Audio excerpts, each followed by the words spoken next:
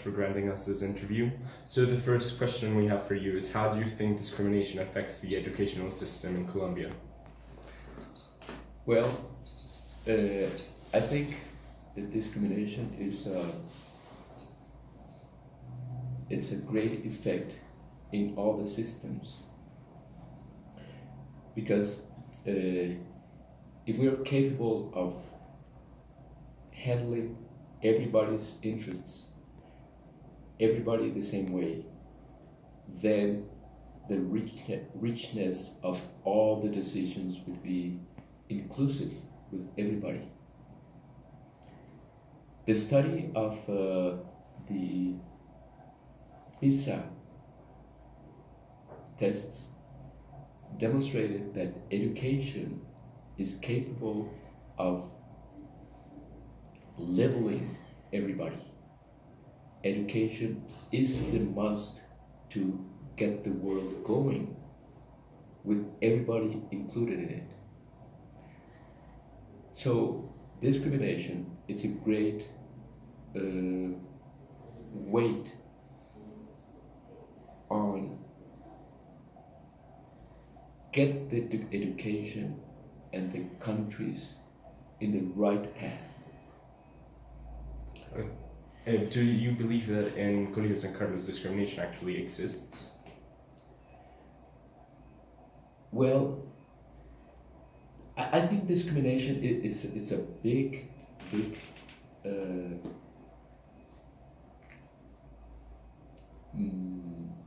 how do I say it? It's a big concept. We live with discrimination because we're different. Every one of us is different. And that's why tolerance exists, because the way of get it going with people is with tolerance, is with respect. Discrimination is not only discrimination towards the race or the language or the gender, it's towards everything. It's not to give the value to what everybody has to say and think and be. So it's a big concept that it's part of life. Yeah, of course. When Father Francis was the headmaster of this school, he had a policy of accepting every difference. Do you think that that policy or that spirit still acts in the school? Yeah, right. I think one of the strengths of San Carlos is that one, is to accept everybody. But look at this. You have to, in some way, decide who comes into school. Because we just have 108 desks. But if we have 300 applications, how do you select those people or those kids? And I think the only way, as San Carlos has done it in the past, is with an academic exam. Is the only way. Even though academics also discriminates. You see what I mean when I say that discrimination is a big concept? Because you just have 108 desks, but you need, and you have 300 applications. But those kinds of selections is the only way of doing it.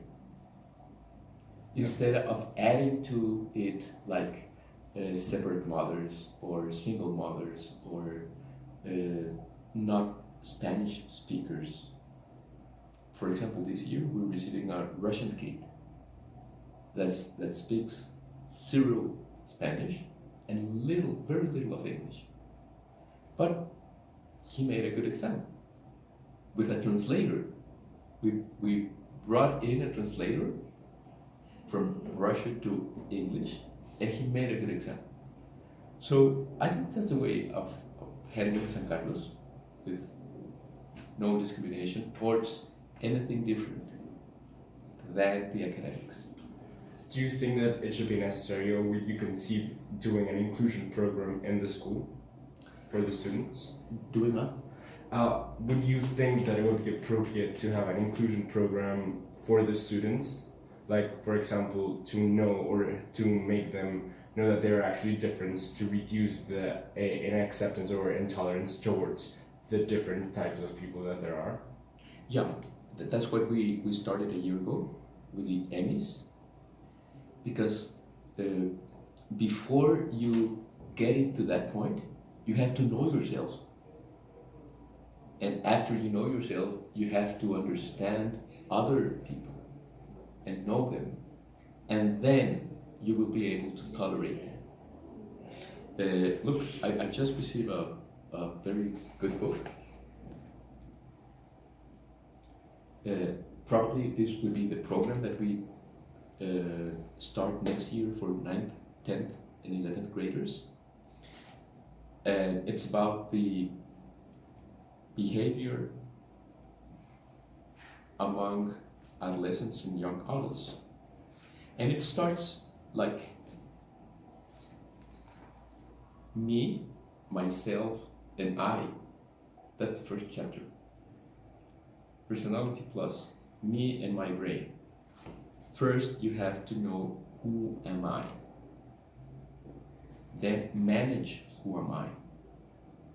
So it's a process. Okay, that's what we're doing. Okay. When you talk about that, every single one of the persons have to do an academic exam to get into school.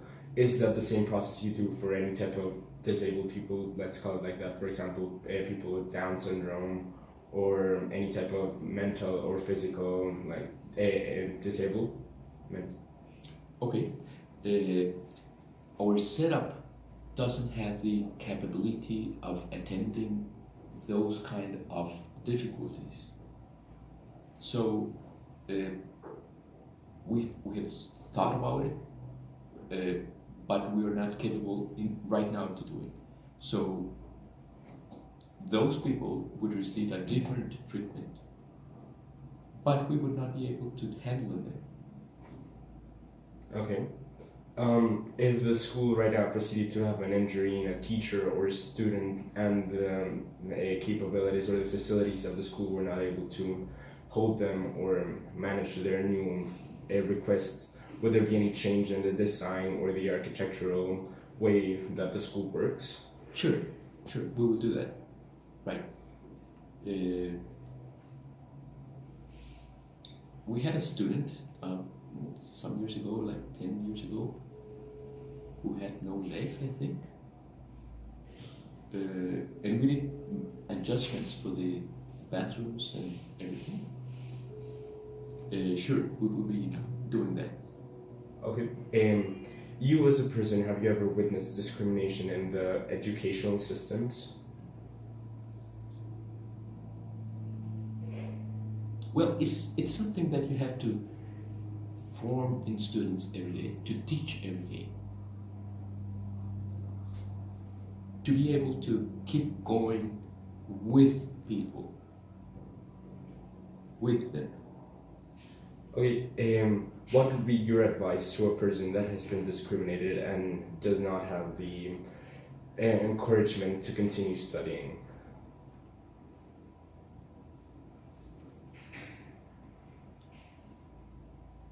Okay, every one of us, it's a miracle of God. We are one in the universe. Each one of us, it's a unique in the universe. So that means that our values are proper values, and that we have mission for our life. Each one of us a different mission. So for that kid, we have to show him that he is a human being unique in the universe, and that he has a mission and he has to continue. And we will be with him to help him get it going. He has to believe that he is unique and a creation of God. That's the starting point. Okay. And the final question is, if you as an individual do anything to contribute to society to stop discriminating people in general? Well, that's what you do every day, basically. And your toolbox are the values, the Benedictine values of respect and tolerance and humility. Because when you're humble, you don't think that you're more than your friend or more than whoever is beside you. So those values are the toolbox to handle discrimination. Many of them are used for that, like hospitality. Oh. Okay, well, thank you very much. Thank you It's a so great much, interview. Fernando.